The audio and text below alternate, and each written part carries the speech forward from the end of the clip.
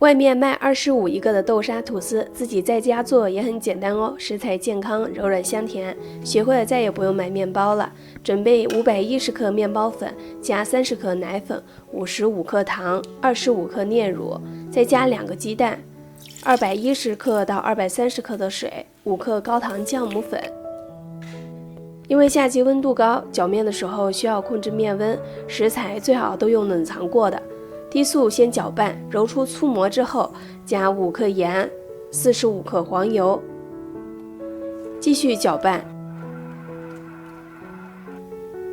搅好的面团表面光滑，有延展性，可以拉出手套膜，破洞周边也是比较光滑的。整理光滑之后，放在发酵盒，密封发酵至2倍大。表面先撒一点干面粉。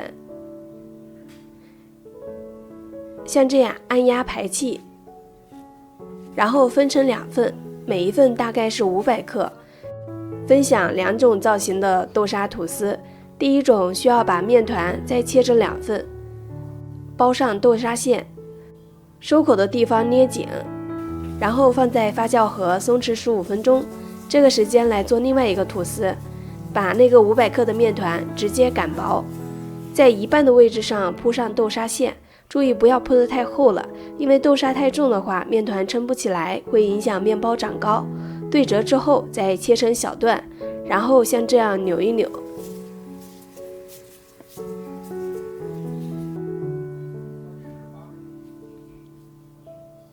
再从上到下卷起来，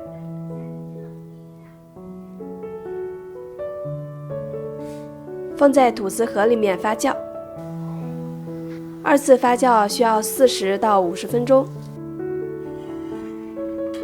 另外一款面包也松弛好了，尽量擀长一点，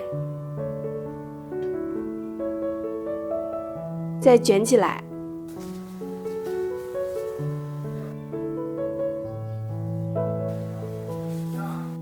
盖起来发酵，大概需要发到8、9分满。